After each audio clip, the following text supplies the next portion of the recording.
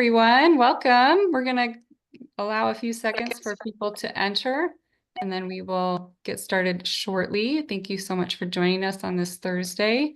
Is it the first day of spring today, or is it tomorrow? Yeah, first day of spring. Hi, Joanne. We're not too far away. We're in Connecticut, other side of New York. Yeah, if you want to write where you're joining us from in the chat, you can do so. Welcome. All right. Here we are. Okay, so welcome to today's webinar, Back in the Game, Relaunching Your Career Amid DEI Shifts and a Competitive Job Market. I am Megan Frazier, the Marketing Operations Manager here at PTLU, and I will be manning the chat today, so feel free to drop your questions in there, and we will have time to answer them at the end. This session is being recorded and broadcast live on LinkedIn. We will send the recording to everyone who registered after the event today. All right, so our hosts are Susan Rattano-Davey and Kelly Biskubiak, co-founders of Prepare to Launch You, a company dedicated to helping women successfully navigate work and life transitions. With deep experience in tech, education, and executive coaching, Susan and Kelly have guided thousands of women back to fulfilling careers after a break. Their deep understanding of hiring trends, combined with a commitment to empowering job seekers, makes them the perfect guides for today's discussion. With ongoing layoffs, hiring freezes, and evolving DEI priorities, the job market may feel uncertain, but Susan and Kelly are here to help you cut through the noise and equip you with strategy to stand out, position your experience as an asset, and confidently take on your next career step. So let's get started. Susan's going to share some slides, so let's get that ready to go. She's shutting off her phone. Well, we got to do that. We got to do that. Because when one of my kids set it up, they set it up so all my texts show up on my thing, even if the phone's like in the car. So anyway, I needed them to unset that. Hello, everyone. Welcome. We're so excited that you're here, and we have a great and timely topic, and we hope that you get a lot out of today's session. All right.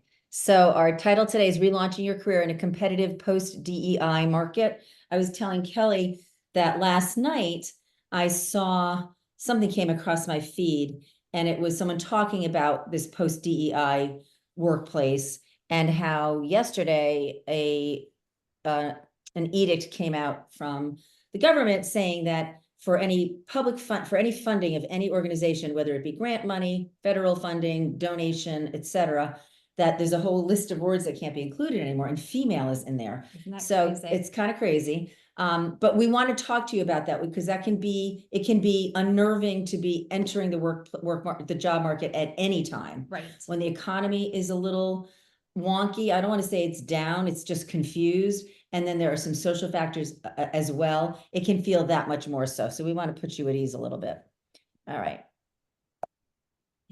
Yeah, and I have to push it because I was up there. Yeah. Okay. So a little bit about us. We're both moms of 4 who took career breaks and relaunched. So we're just like you. Yes. And we have a combined 40 years of experience helping women navigate work and life transitions in good and bad economies. We're widely recognized experts in this field. We have very complementary skills. Kelly has a background in education and curriculum design and personal coaching. I have a career in tech and management and executive coaching. So we really look at our students, our audiences in general, from a 360-degree perspective. And with our help, just as you see today, our guests are from all over the country. We've helped women from all over the globe, actually, and we're excited to help you today. So relaunching a career is always hard, but the conditions can make it even harder. And so you've got to get educated. That's why we're so glad that you're here today, because we really are hoping that you're going to walk away with some gems that are going to help you. And these 3 things will help you in this particular job market. And I think just as a precursor to that, if you look at most of what's being written about things, it's all negative. There are not a lot of people offering solutions. We want to help you with some solutions. The first thing is to really understand your economics. This is not in the bullet, but it's important to understand that even in a quote unquote bad economy, 96% of our workforce is employed.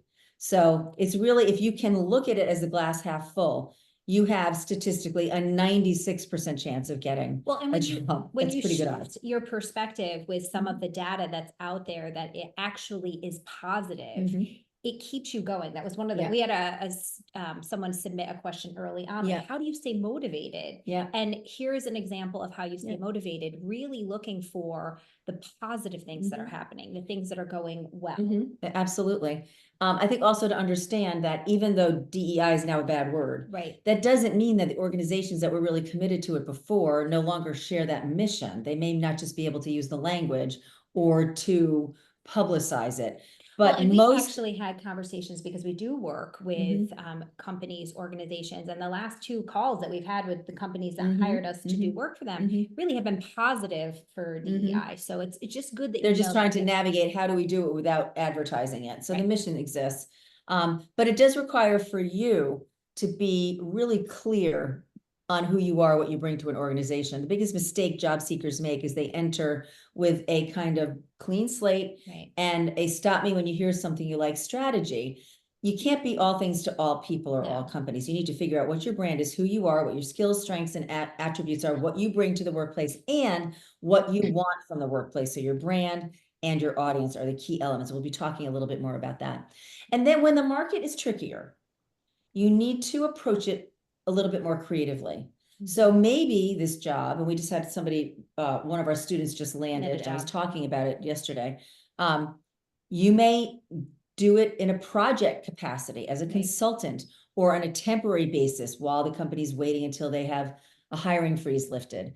You may have to look at maybe going into a role that you don't really want because you want to pivot, but you want to get into the organization. So you're going to get in with the skill set you have and then pivot. Right. You may end up going in a slightly junior level because that's a position that's open. So opening your mind to creative options and always focusing on the long game, which is where you ultimately want to be. And having multiple irons in the fire. We like to use that little adage that it's really important that you have a lot of contacts that you're making via networking, that you're really getting yourself and your message out there, and that's going to up your options. It's also something that can keep you motivated as you go through the process. So we're going to kind of break today's presentation into 3 segments. The first is mindset. That's the foundation, as Kelly just mentioned. If you don't believe that you're worth hiring, if you don't believe that, most managers are always looking for a good hire, even if they don't have an opening. They meet somebody great, they're either going to make a mental note or a physical note, or maybe they're going to create a position for them. We've seen that happen many times with our students. So if you don't believe there's opportunity and you don't believe in the value that you bring, nothing we teach you and nothing you do will have any positive effect. Yeah. That energy comes through when you get yourself out there. And that includes when you're networking with people and you're having conversations with people. It's coming at it with confidence. And sometimes confidence isn't something, it might be something that you're lacking right now, especially if you have a gap, especially if you're potentially pivoting into something new. And so confidence comes from action. It comes from doing. And so you have to make sure that you are out there having conversations with people. And we're going to give you lots of tools and scripting later in this webinar to help you with that. So you do feel more confident when you get out there. And while brand is not one of our favorite words, it's just a good, easy one, and it's commonly used. You have to know, as I said earlier, who you are, what you offer, and where you want to go before you can even begin to write a resume or have a conversation or conduct an interview. Yeah. And then, of course, the plan. So once you've got that foundation, the good mindset, and that deep understanding of who you are, what you bring, and where you want to go, then you put the plan together. Then you do the resume. Then you create your LinkedIn. Then you start networking, but not until that foundation has been set. Right. And we see that. I mean, we've been doing this for years now. We see that people have already jumped to that portion, and it really makes it more confusing and more frustrating for the job seeker because you haven't done that foundational work, getting your mind right, getting your brand, who you are, and understanding who you are, and believing in the value of who you are and what you bring to the workplace.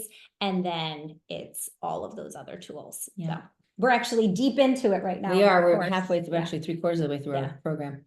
So the tool number 1 is your mindset. So here are some of the things that you might be feeling. Right. You have these negative voices inside of your head that are, shrouded in doubt. Who am I to think that I can relaunch or pivot? Fear. What if I can't meet expectations? Let me just tell you something.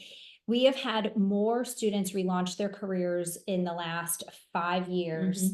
And what they come back and they tell all of our current students or in our graduate program is that, geez, everybody out there, even people that are working 5 or 10 or even 15, 20 years, they're all not, there's like a level playing field when it comes to things like technology and feeling confident in the workplace, because jobs are changing in real time every single day. So, and the tools are changing. Yes. So one of the biggest fears that our students and webinar attendees have is, I am not tech savvy. Right. Well, even the most tech savvy person has had to relearn things all the time, because new tools are introduced, new apps are introduced, new platforms are introduced. So as long as you are able to learn things and curious to learn things, Right. you'll be fine, and you'll be in the same seat as the other people in the organization who are more seasoned and learning the same things. Yes. So those negative voices might be the ones that are inside of your mind, but they also can be in the world that you're sitting in. And so we talk very candidly about how we can combat versus compile those voices that are out there. And compiling is that feeding of the beast. It's finding that person or that little group of people and you all commiserate with each other and you just talk about the negative, this is a negative market, or this, my skills are dated, or what if I don't meet expectations, and you're both feeding or you're all feeding off of each other, and then you stay stuck. And so at this point in your life, when it comes to job seeking, you've got to be pristine with who you are putting around you. You want to put people around you that are always looking for, well, where's the growth here? Where is the next opportunity? It is okay to feel stung, to feel some of these feelings and emotions, but when we get stuck in them and we compile, we are completely defeating ourselves. And so setting very good boundaries with the people around you, especially when it comes to those people that could be feeding that negative beast. You want to avoid that. And you want to kill the beast, right? By seeking those positive messages and just surrounding yourself with those people. We talk about creating a team around you when you are going through the job seeking process. And who you are inviting into your life when you're doing this is very, very important. It can screw you up, or it can propel you forward. And we've seen both on our side of the desk here. We've experienced it ourselves when we Yeah. started this company. Yes. So being very careful about who you let in. Yep. So that's just a reminder of getting your mind right before you even start thinking about all of the next steps in the job seeking process. Tool number 2 is your brand. So we kind of break the brand up. We talked about who are you, what do you bring, who's your audience. Who you are, what you bring is your story. And if you are making a pivot, you need to connect the dots between what you've done before and what you want to do. You need to explain to me why it makes total sense for you to move from role A to role B. You can't expect me to connect those dots. I won't, because I, as a hiring manager or recruiter, will look at your resume for 6 to 8 seconds. If it is not completely obvious to me instantly, you don't have a chance. When you're thinking of connecting the dots and you're creating these stories about you being the hero, you learning something new, you saving the day, fixing the problem, launching the product, whatever it is, you want to use, you've probably all heard of the STAR method. We call it something else in our courses, but it's the same thing. You want to think about, what was the situation I took on? What were the tasks that I took on to address the situation? What did I achieve in the process of fixing that problem or launching that product or whatever the S was? And then in the end, what were the results? You need to be able to think that way about what you've done in paid work, even if it was 15 years ago, and also what you've done since as a caregiver, as an advocate, as a community leader, maybe doing pro bono work, maybe doing lesser part-time work because it fit your needs as a family, but being able to extract the things that you did in that even lower paying, lesser role that still are valuable skill sets that show you learning something new and or advancing your skills. I want to say a little something here, because one place where relaunchers and pivoters get hung up is not being able to speak about their strengths. It's much easier for you to talk about your family members, your friends, and in a positive way. But when it comes to speaking about your own strengths, it's really challenging. So when we're talking about building this brand and this story, and you taking on the, and you speaking about when you've overcome an obstacle, or you've actually overcome a hurdle in some way, it's really important that you spend some time just even talking to the people around you. Like, what am I really good at? Like, if you were to talk about my strengths, what might you say? I'll fix it after. Okay. Our light just went out. We'll fix it in a second. Yes. So it's really important that you look to that team, look to those people that are around you that can help you articulate your strengths, and then practice speaking about yourself in that positive way. That is something that trips our students up at the beginning of our course. I see that all the time, that when we are talking about strengths, they could talk about everybody in the cohort, but when it comes to talking about themselves, it's a real challenge. And that is something you have to get very, very good at. It comes from a lot of different messages that we've gotten as women when we're coming up through the ranks, that, you have to be humble, and you have to be the good girl, and don't speak too much about yourself. You have to be able to talk about yourself, and you have to be able to talk about your strengths. And take credit. Yes. It's not we. When I'm interviewing you, I don't want to hear we, my team, we. I want to hear about you.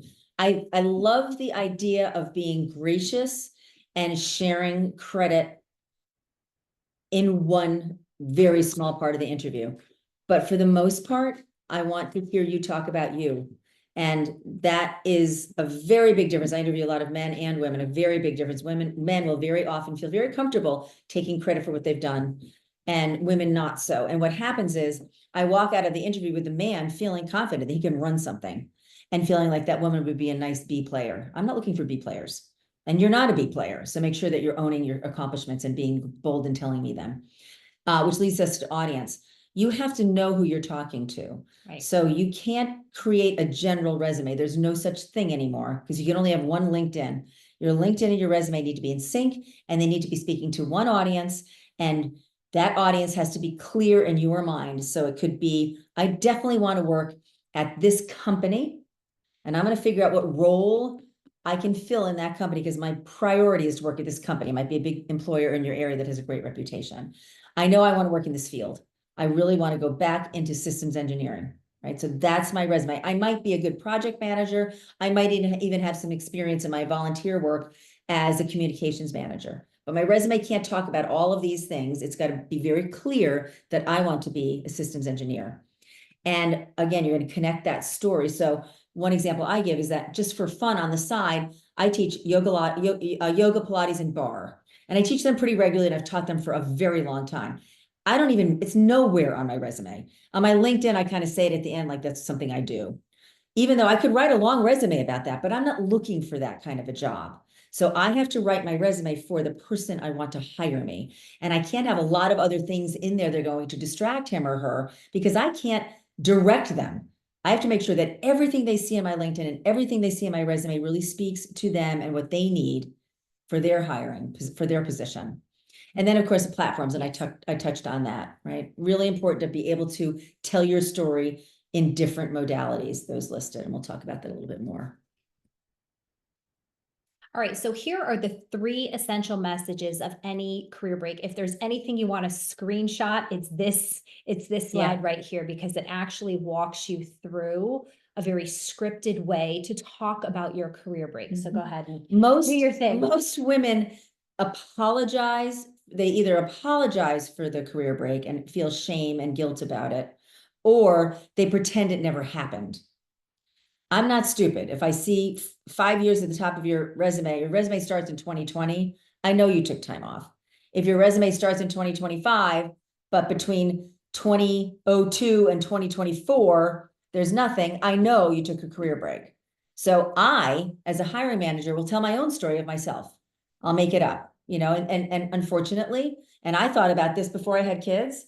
I thought, oh gosh, it'll be so much fun. I'll just go to the club. I'll get my nails done. That doesn't happen. We all know that doesn't happen, right? But if you don't have kids, or you've not been involved in your own kids, you're going to create your own story about what this person applying for the job did. So this is how you, the candidate, can own that narrative. And this is not a script as much as it's this guideline of the 3 elements of your story. The first is, I loved my work and I was really good at it.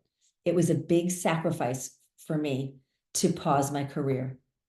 But given the alternatives I had at the time, it was the right decision and I'm glad I made it. So now I'm telling that a hiring manager, first and foremost, I'm really good and I love to work and I sacrificed to take this time off. Then the second piece, during that career pause, I tapped into and perfected my professional skills and maybe talk about them. As a marketing communications professional, I took on jobs where I was creating newsletters, designing logos, in pro bono capacity, in leadership, in community leadership roles. So I not only worked on my skills, but I learned new ones. I perfected the ones I had and learned new ones too. For example, I was doing my old newsletter in corporate America with a graphic designer. Now I use Canva and I host it on SurveyMonkey. So on MailChimp. So I've learned different platforms. So now I'm connecting that dot. Yes, I wasn't working traditionally, but I was working. And I developed new skills in doing so. And then the third piece, I'm now ready and eager to bring both my professional training and my experience, plus the new skills and experiences that I gleaned over these years of a career pause, back into the workplace. And I'm really excited to talk with you today to see if we're a good fit for each other. Boom. And this is something you want to practice. You want to feel like this rolls off your tongue and you will feel that sense of confidence when you're speaking it. And that confidence will come through when you're speaking to someone else. So this is something that you definitely want to practice. All right, so here's how to weave in the value of a diverse hire into your story that you're going to tell. So let's just walk through these. So we can't count on anymore. In some industries have been very clear, we are no longer trying to build diverse teams. Others will do, maybe they took the language out, but they're still doing it. The mission exists, but they're maybe doing it on the down low. And in federal jobs, you can't do it. And for federal contractors, you can't do it. My brother-in-law works for EY and they can't have any diverse hiring. That doesn't mean that the hiring manager that you're talking to doesn't care about having a diverse team. There are tons of studies, and any business executive will know that organizations with more women in leadership are 20% more profitable. The other big piece that ties to profit, but in a much more subtle way, is that women leaders and managers are much better at retaining workforce. This is a big issue right now when Gen Z that's coming in has about a 19-month tenure in a job. If you're a female leader who's better at developing and maintaining and keeping your employees, that's a huge savings to a company. So most leaders know that they want women in the ranks. But you can subtly remind the interviewer, and this is particularly effective if it's somebody who's maybe younger that may not be quite as wise to the value of diverse workplaces, and just say something like, I've had really diverse experiences in my life and in work, and as a result, I've been able to bridge gaps and build partnerships where others haven't. Right. And I think here it's really good to say these things, but then it's also even more impactful to illustrate. So for example, or if the person who is interviewing you says, oh, really? Can you give me an example of that? Right. So you want to have a story prepared that illustrates you doing this, having diverse experiences in your life and work so that you can be prepared. And the story could be 15 years old from when you were last working. It doesn't matter. Another example of weaving in the value of diversity is often you'll be asked a question like, what kind of manager do you like? Or how do you work best? We'll talk about that. I work best when I'm surrounded by people who have different strengths, who have different perspectives. Very often we think, I remember when I was in tech, I really wanted to do a job share with Sherry, who was my best friend. We were the only 2 women. This was the early 90s and there were no women in tech. Or mid 90s. And she didn't want to do a job share because she didn't want to take the salary cut. But looking back, we would have had a really good time, but we wouldn't have been as good as the person I ended up partnering with in another business who was completely different. Right. So saying that shows a lot of self-awareness, but it also educates the employer about why and how you work. So I work best when I'm surrounded by people who are different than I am, who have different perspectives. I work best on teams that are given the resources and the freedom and the trust to just go out there and do good work. And I believe that one size doesn't fit all. So the more we can be open about the way we approach work and the more we can bring diverse perspectives in, the better we are. If that's something you believe, it's a really good way to introduce diversity into the conversation. Right. And then the last one is a little bit more kind of third party. You know, my colleagues, my managers, my coworkers, they appreciate that because I have a really diverse mindset, that I'm able to see opportunities where others might miss them. And part of that's because I always want to learn. And so I prefer to surround myself with people who can teach me something. So I enter every relationship, whether I've had 30 years of experience, the other person has 2. I enter every relationship thinking I can learn something from this person. And this person really wants to do good work just like I do. And again, we're just showing that you're calling out without saying I'm a diversity hire. You're Right. calling out why the fact that you might look at the world differently, either Matters. because of your gender, And his value. right, or because of your cultural background, and sometimes both. Yes. Okay. Yeah. And it's owning it in a way that really does add to a more dynamic work environment. And the research, as Susan said before, the research is showing us that's what we need for success in the workplace. Right. So it's just you highlighting that, spotlighting it in a way where you're not necessarily, coming Saying in I'm a and saying, diversity yes. hire, right? Well, because I mean, let's be very honest. There was some help that the diverse For sure. And certainly in finance, and in Tech, STEM, yeah. and they had quotas, and a lot of them don't anymore. That Yeah. does not mean they're still not looking for people. Right. I saw an awful clip the other day.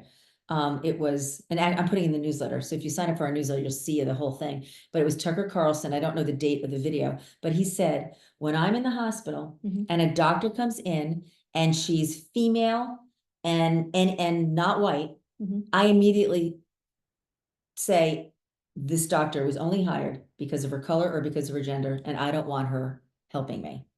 Like, that's terrible. But then this wonderful young snapper doctor counters this point. It's a good video, but there are people out there that still are thinking the old way. Most are not. So you want to go into it. There's a question that I threw in here thinking that this would be a bold question to ask. But if you're later in their interview process and you want to check the culture, because culture is important. You don't want to be in a culture that does not support diversity. You don't want to be in an environment like Tucker Carlson described, where your being at the table is questioned every time you're there. So a good question to ask, some version of, I find that organizations that look like their customers are more successful selling to them, which is absolutely true. Is your organization a good reflection of your customers? Do you feel like you're there yet?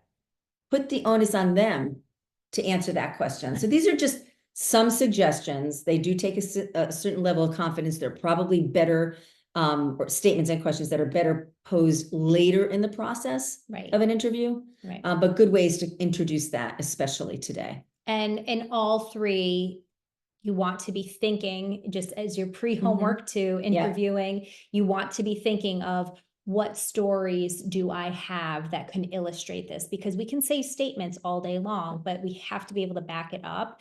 That has much more of a punch in an interview. Okay. All right. So number 3, your plan. This is a very important tool, the strategy end of things. So let's talk about networking first. The most important part of your plan is your network. Right. And so we kind of look at it like, I think of those Russian nesting dolls. You start with the people who are close to you. So your family, friends, your old colleagues and clients, people you volunteer with. But like I would say, you start with family, friends, kind of the almost friends, the people that you see all the time volunteering with.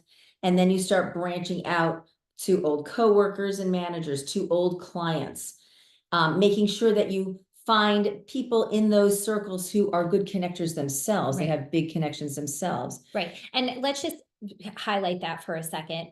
Connectors are those people that are currently in your life that know everybody. They've got tentacles everywhere. They're probably on multiple boards.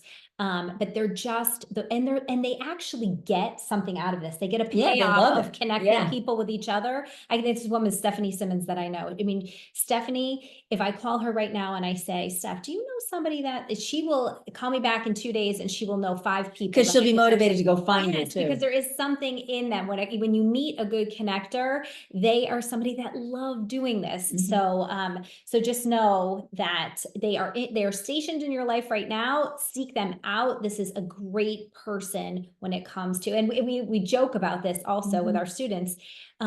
Your hairdressers, Your mailman, yeah, the hairdresser has therapist. the hair salon is a place where many of our students have landed a very really viable connection that ultimately landed them a job. Because think about it, they have someone captive in their chair for multiple hours at a time, and that might be a place that they're hearing about. Oh yeah, I have another client. She's working, right? She's trying to get back to work. Company, blah blah blah. Yeah. So just keep that in mind. Okay. I just talked this yesterday to our students.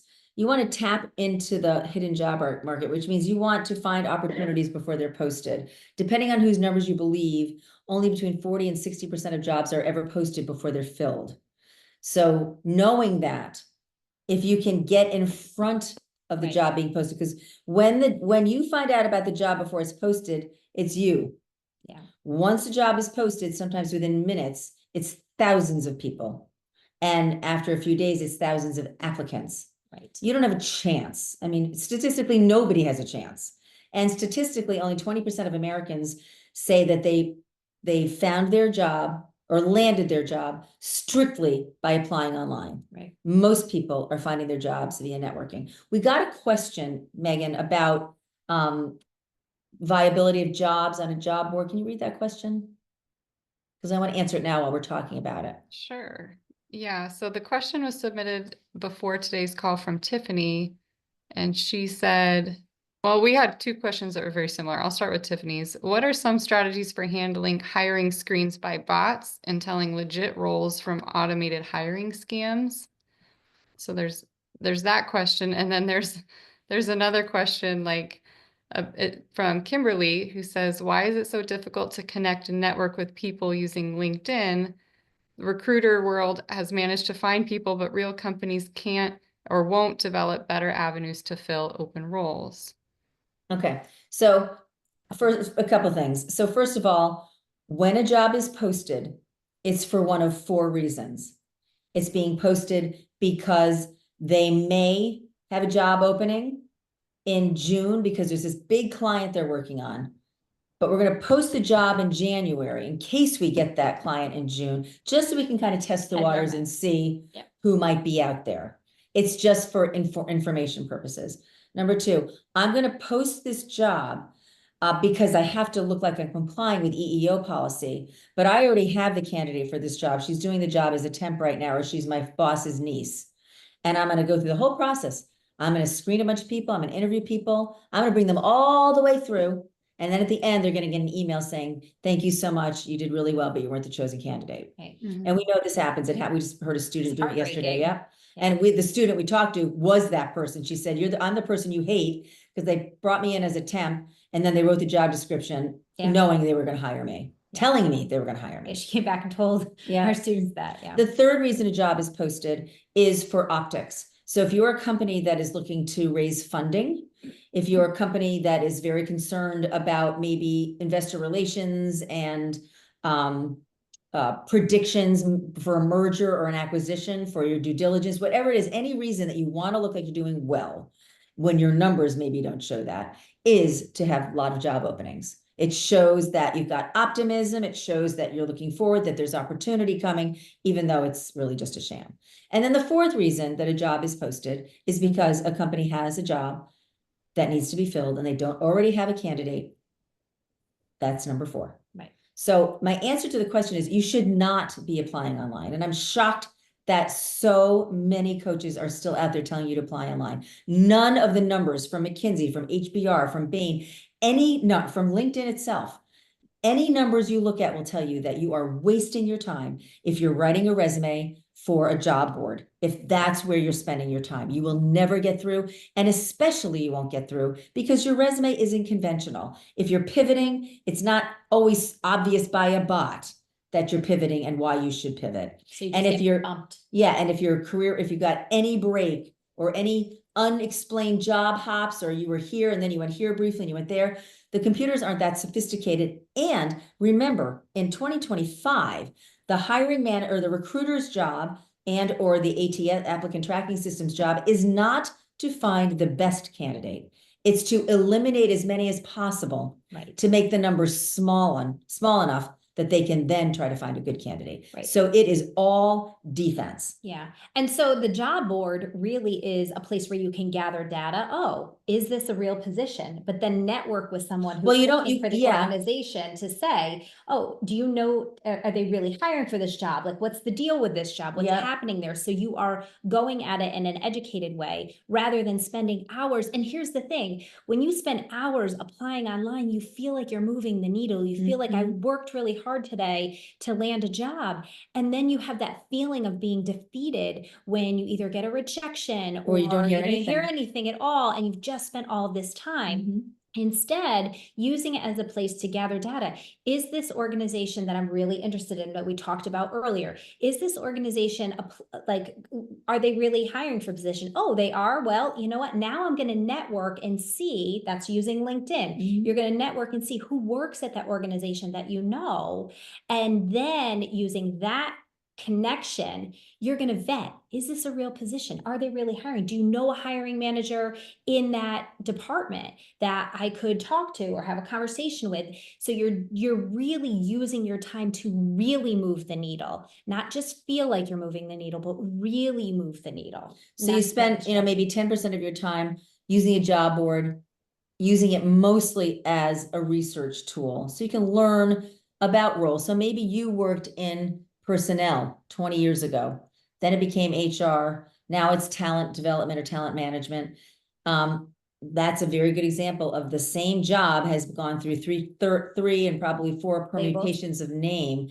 Same thing with tech and many roles. So maybe you're not even clear what the title is for the role that you did before and you'd like to do again.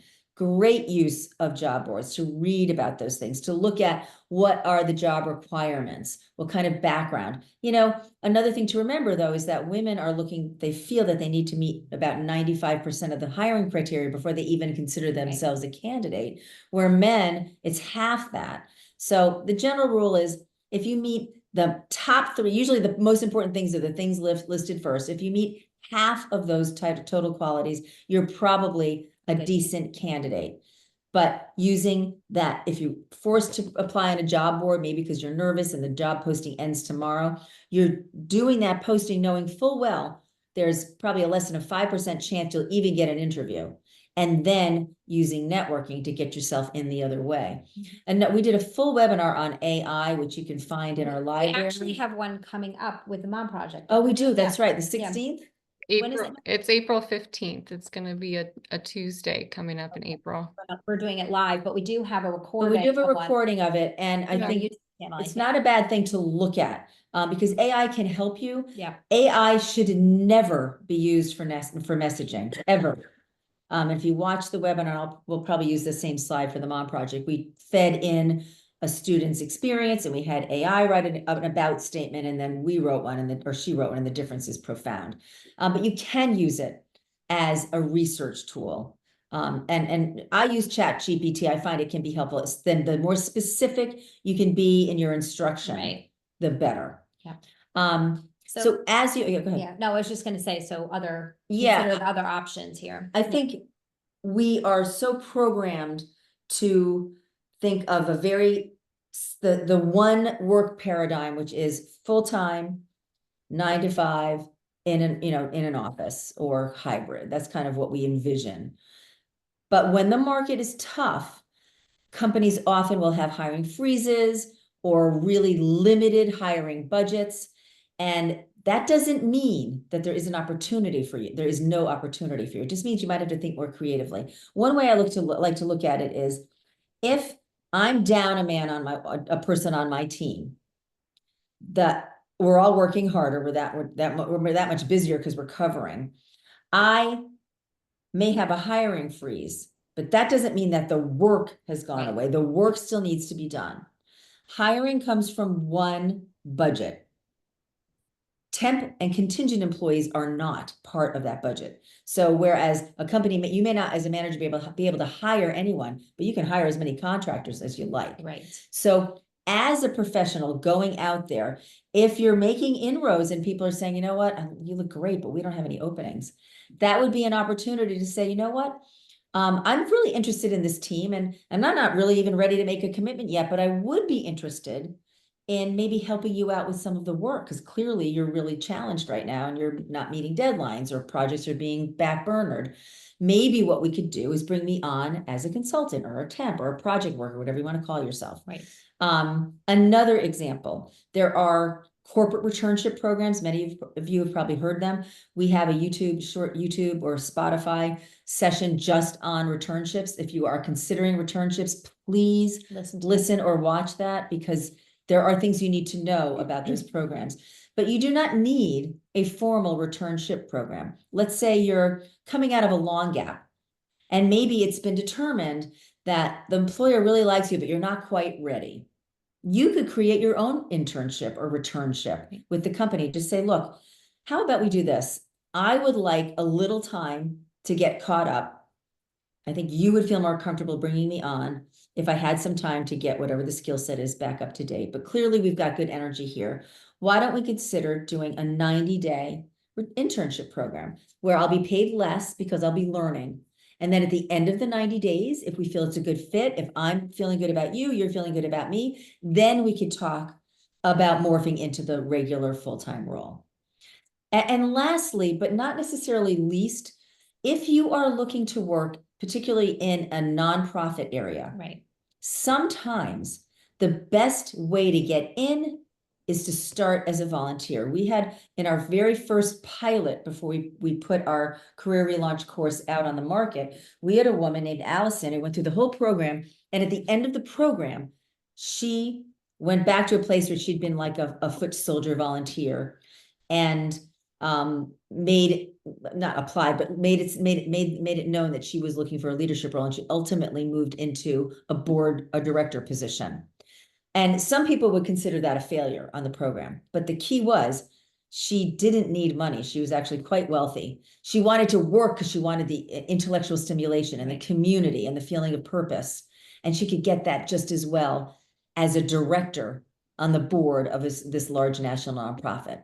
In other cases, people will take the volunteer job just as a way to get their foot in the door, so then they can say, I'd like to apply for this job when the job becomes open. So lots of different ways they to end get up in creating themselves a job, and it happens. and then writing a grant for it. I mean, there's other ways in this, but I want to say something here, because what we find, this is a very common thing, especially for those of you that are caregivers, you're looking for flexibility. So you'll only look for jobs that say part-time, flexible, and you don't want to do that. You want to speak about that a little bit? Because I think that's every really hiring important. manager wants you there every day, all day, on the weekends, and 24/7 availability. That's like the dream employee. Right. So most companies will never advertise part-time, and a lot of them won't even advertise if they do full remote.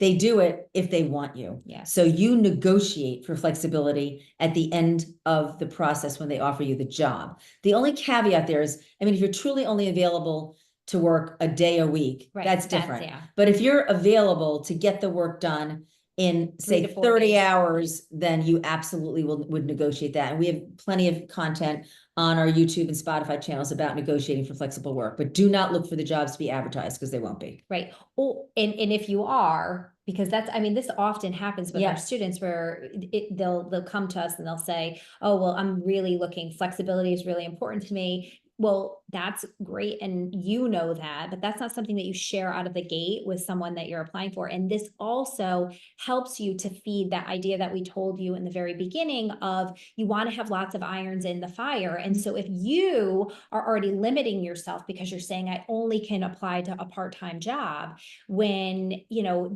companies are going to 4-day work weeks now, there are all different ways that flexibility can be negotiated. So don't preclude yourself from applying for something just because it doesn't say part-time at the top, because you could potentially negotiate for that and have another iron in the fire. And then using those other strategies down there, if you are someone who really wants that flexibility, using those other ways of coming at your job seeking that Susan spoke about.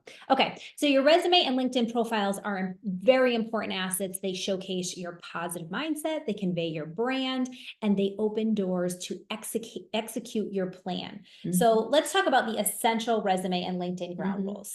So there are about 1 billion users on LinkedIn. On any given day, I think there's 700,000 business pages. I mean, it's the numbers are staggering. It's becoming the #1 job board. We don't want you to use it as a job board because it's still a job board and it's still finding a needle in a haystack. We want to use it for creating great opportunities for networking and for hiring managers to find you, not necessarily recruiters. So when you're doing a resume and LinkedIn in terms of, and they should mirror each other, they have to be essentially the same. You want to present your career break the same way you present your working years. You want to put the years, you want to talk about, give yourself a good title. Don't say, you know, at Cherrybrook School recess coordinator.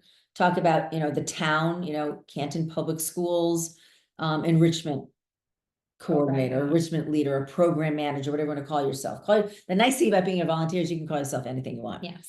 And then talk about the accomplishments, talk about the things that you did, create some context and scale. If you grew the program either through grants or donor funding by 20%, say that. If you managed a staff, a volunteer group of 45 people, then say that. Give me something to glom onto. Keep it short. I don't need to know everything. I don't need to do every volunteer thing that you did. I need to know that the volunteer things that you did that are related to what I want to hire you for. So you might be a recess volunteer and you might run the Halloween party, but you're a finance person. You're also the treasurer of the PTO and you do pro bono financial reporting for your brother's business. You right? may have had a child with special needs, so you've done advocacy. You might have met at state legislature, you might have procured resources, you might have written grants Exactly. to get funding. And what you do as a caregiver for anyone with any type of illness or disability is not benefiting only your family, it's benefiting the families that now have those same resources that you secured. So feeling comfortable taking credit as an advocate, knowing that I know I just did this for my son, but in doing so, this many other children in perpetuity will be helped. And this logic can be, or the strategy can be applied to if you are a caregiver for elder care.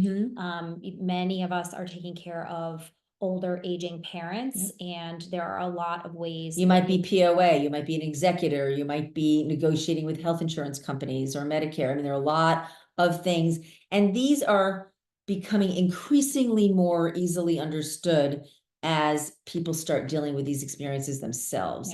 So there's a good chance that the hiring manager you talk to has never experienced these things personally, but there's a slim chance they don't know someone who has been impacted by these things. So if you can talk about these things as work, because work is work, whether it's paid or unpaid, focus on that.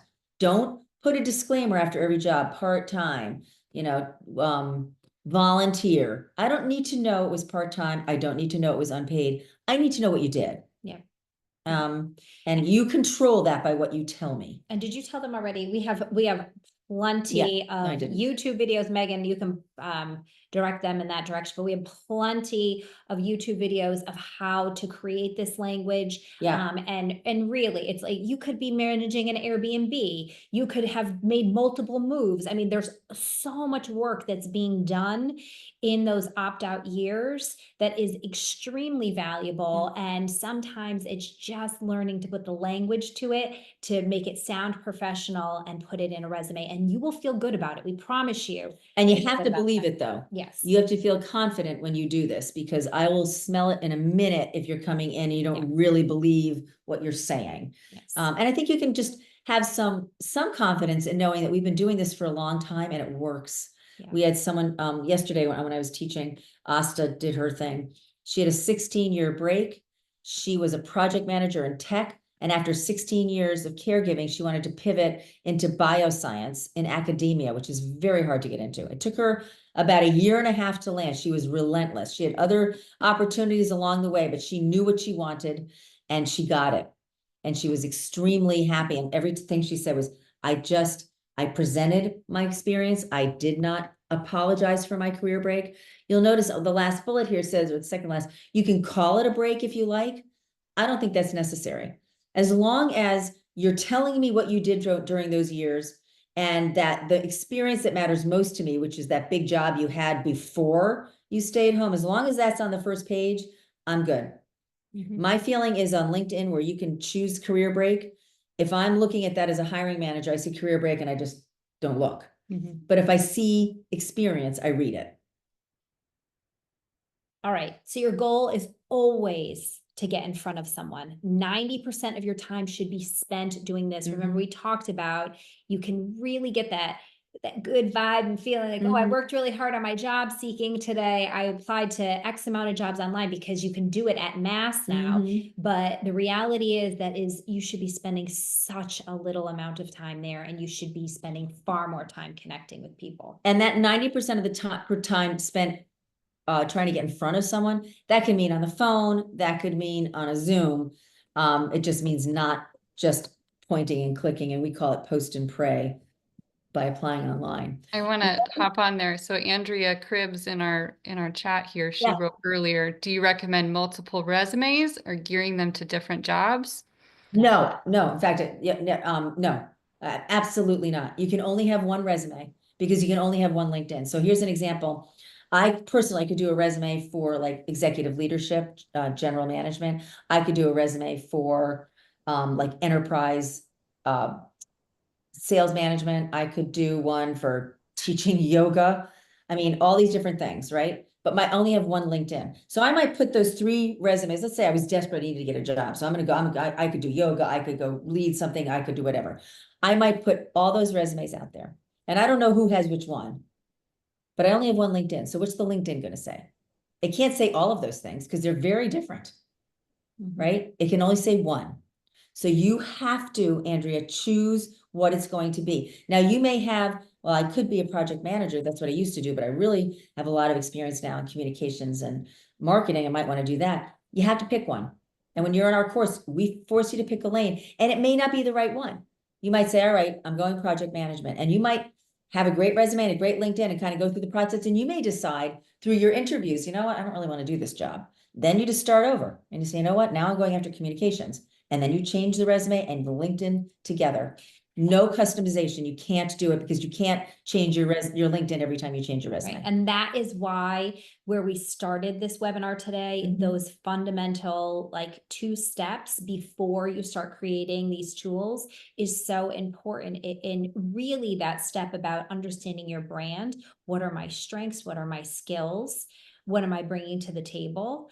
And who is my audience? Who am I speaking to? Really spending time contemplating that, thinking about that, talking to the people in your life about that before you start putting pen to paper and reading resume. Going and looking at job descriptions that are out there. Many of you, especially relaunchers, you might not know. I don't know what I want to do now. I'm not 100% sure. So going and using these search engines as a research tool of what are jobs out there? What are job titles? Reading through them, thinking to yourself, wow, well, do I have stuff that maybe in my gap years I've done work that I could, connect the dots for a hiring manager because I've done a lot of this work? And we actually have, I'm sure, at least 1 or 2 videos on what we teach called Explore and Assess. So if any of you are really not clear on what you want to do, Go watch those. go watch those because they'll really help you. Yep. Right. So no custom resumes. You can customize a cover letter for sure, but you can't customize a resume. There has to be one, and it has to be the same as your LinkedIn. Okay. Okay. We good? Did you script and practice? You say on this? Yeah, I think we're kind of there. Okay. All right. So other helpful resources for navigating this job market, we've referred to YouTube a number of times. And It's a Spotify. wealth of knowledge. Yeah. We have 3 courses on LinkedIn, and our website offers some free stuff and links to all the other stuff. Yeah. So there's a lot of support. We are not doing this to get rich. If we are, we're in trouble. We're doing this because we were you. And we really believe in this. Yeah. And we know that our process works. And we also know that some of the things that you've heard us say, especially things that I have said today, may be 180-degree departure from what you're hearing everybody else say. Yeah. And I don't want to sound audacious here, but they're wrong because they don't understand this population. We know this population. I did a webinar the other day, just this week, on networking, because I'm always trying to, go in with humility, just like one of those bullets before. There's always something I can learn. And the guy was pretty good, but I wanted to just interrupt him and say, okay, because he's saying you want to put keywords in here and you want to do this. And I wanted to say, okay, so, and he'd already said that with the odds are like 15%. I was like, then why are you telling people to do something when the odds are 15%? And then he was telling to customize, and I wanted to say, okay, well, then what do you do with your resume? If you have, your LinkedIn, I don't even get it. Right. So anyway. And just a little bit of inspiration for you. Just in the last 2 weeks, we've had 3 students land jobs with long breaks. Long breaks. I mean, 22, 16, and I don't know, Ashley's was 14. Yes. I mean, a long time. And then even before in tech, that, yeah. And in healthcare. What's the other one? Law. And law. Yeah. So to saying that this, although there may be challenges that are happening in our world, in our job, there is a way through. And if there are any, if there's any body of people that are resilient, it is women. And that what is being looked at and valued in the workplace, you have those things very naturally. So just a little bit of inspiration that it is possible. I know this process can be really frustrating. It can feel overwhelming. It can feel scary if you have an imperative financial need that you're staring down the barrel of. We understand it, but know that it is happening. And if you use these strategies, use these resources that we have out there, these are free resources that we have for you. It really can be helpful. Okay. And then if you're interested, we're hosting an info session on our 10-week course, which runs 3 times a year. It begins in April. We're wrapping up our winter cohort right now. If you're interested in that program where we hold your hand in a small group for 10 weeks to get you through this process, please join us to learn more about it. Megan I'm sure will share that information. And technically we only have a few minutes left, but we are here for any of your questions. So yeah. Meg, do we have any other questions that we didn't cover? We do. Your slide said April 10th for the info session. It's actually Tuesday, April 8th. So I dropped that in the chat previously, and I'll put that again. But yeah, you guys who've attended today are all welcome to attend our info session to learn more about the Career Relaunch course. When Susan and Kelly this whole time have been talking about our students, that's who they're talking about. We run this program 3 times a year, and you get kind of more personal attention from both of them, instruction, and the support and community of a fellow group of career relaunchers. So you're not in it alone.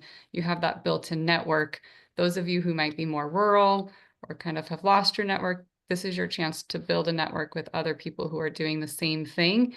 And that support really helps in this really hard journey of job seeking.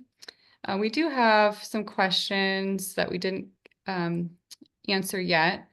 The most recent is from a guest today who's saying, how do you advise folks whose role was very much tied to technology that existed because of legal scientific standards, and then those standards are undermined or eliminated? I think you have to look at the transferable skills. Yeah. So I'm not sure what the role is, but we've got this, the kind of the specificity here, and then we've got the general here. So if you're a scientist, it's research, it's analysis, it's expository and or legal or medical writing, depending on what your specialty is, and really focusing on those skills and where they can be transferred. There is, we haven't had a lot of scientists. We certainly had some. We've had a lot of lawyers, for example, who may have really deep experience in legal research and legal writing that don't want to be in law anymore, and find that they're very easily able to bring those skills elsewhere because of, as we said, the more general skills. Right. And so that's it's mining for those transferable skills. So take a look at even just writing out or taking everything you do, everything that you do, everything that you've done, and really mining for taking a highlighter and mining for these are transferable skills. These are skills that could be portable and used somewhere else, maybe in a different, field. Another thing that can be helpful is to talk to others, because what you're experiencing is being experienced at scale. Talk to others. And if you're not comfortable talking to them yet, go on LinkedIn and find people. If you know a certain organization, say a for-profit pharma company has completely changed their paradigm, or if you work in a GSA job, look for people who work there and see. So when you go into an organization's LinkedIn page, you can search all the people who work there or have worked there. And just take a look, where are they going? Maybe reach out to a couple and find out. Because typically the problems that we have are not unique to us. No. They're shared by many, sometimes millions of other people. In your case, certainly hundreds of thousands. Our student that worked at NASA. And then she... Dolly? Tiffany. Yeah. Oh, Tiffany. Yeah. And she ended up... I don't remember. Yeah. Somewhere. Yeah. But no, but I'm just trying to think, because she was in the sciences. Yeah, but we had Stephanie who in the grad program now. She went into she worked at a startup, at a late stage startup. It was a biomedical startup. Yeah. So she's taking her project management skills, her program management skills. She started out doing more of a research job and then morphed into more responsibilities. They got more funding. So that's like the transferable skills are valued. And we've had a bunch of engineers that have pivoted. Number of engineers. A lot of the engineers will pivot into general project management because the paradigm is very similar. Yeah. Okay, I want to finish this off with the last two questions. Laura is here and live today. Laura submitted a question before today's event. It's, how can I get employers to hire me after a 5-year career break of caregiving for an elderly parent? So I know you guys talked a lot about this, so maybe the short version. It's everything we said today. Yeah. It's, first of all, really understanding what you did during those 5 years, not apologizing for those 5 years. And if all you did, Laura, was caregiving, that's okay. Then say that. Yep. Then on your resume, it'll say healthcare advocate, and just give it a little bit of space and talk about the things that are most relevant to what you want to do. And sit down and list out all of the things that you did. I mean, you probably were managing their estate. You were probably managing the healthcare workers. Really, like, write out all of the roles that you filled in that position, because that's what's going to go under that header. Yeah. Good. All right. And the last question. 5-year gap. Yeah, 5-year gap is nothing. By the way, Laura, I mean, that's great. I mean, we've had 20. 5 years. We're like, oh, that's easy. Yeah, that's an easy one to fill. All right. The last question is from Lynn, and she asks for, do you guys have tactics on staying motivated and not getting discouraged when on the job search? Yeah.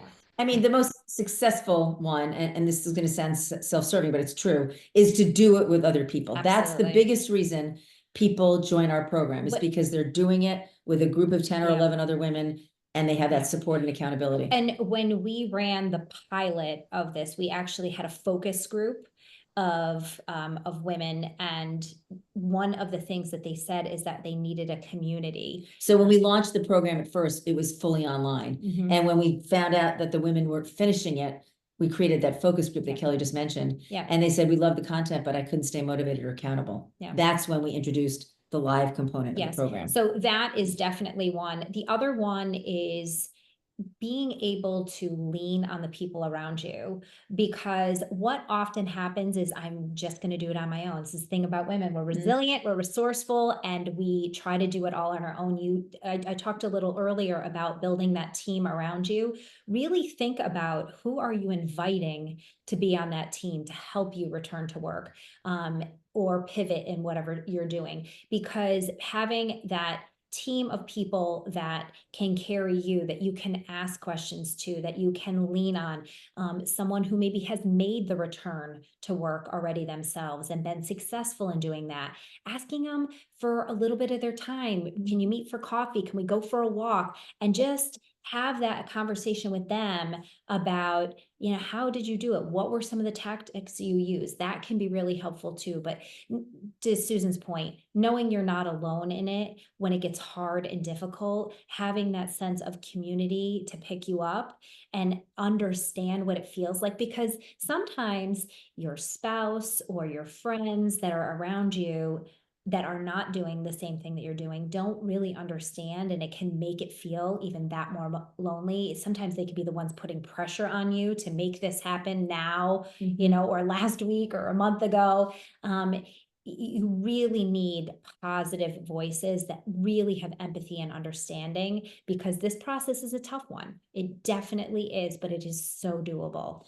Another thing in terms of voices, there are, in the TikTok age, hundreds, thousands, millions of experts out there. You have to be very careful about who you listen to. Yeah. And find voices that you trust. Yeah.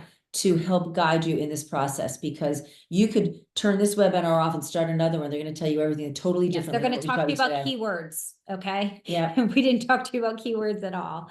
Right. So. We just got one more. Oh, we got one. Oh, just thank you. Thank you. Thank you, Joanne. Yes, thanks for joining us. Yeah. We hope some of you will come to our information session to consider joining our spring cohort. We have one coming in the fall as well.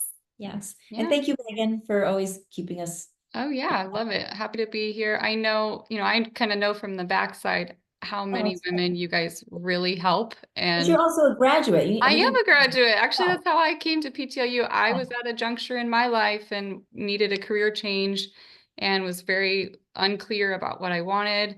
And so through the 10-week course, really kind of unearthed what is it that I wanted to do in this new chapter of my life, in that, getting all the stars to align worked out. So, well, and then we before she applied anywhere, we called and hired her. Yeah. So, all right. Thank you all anyway, so much. yeah, thank you all for joining us. You'll be sent the recording of this call later today.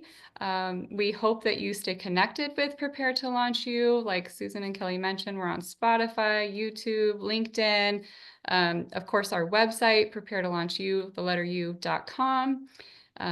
Yeah, thank you. And we hope that you found this a little bit inspiring and helpful. And definitely there's other people rooting for you in your corner in this Good luck. hard job market. Let's post it on how you do. And if anything that we said today ends up helping you, please let us know. We'd like to hear that too. Yeah, I'd love to hear from you. All right, everyone, I'm going to close out the recording now, and we'll hopefully stay in touch. All right. Bye-bye. Thanks, Meg. Mm-hmm.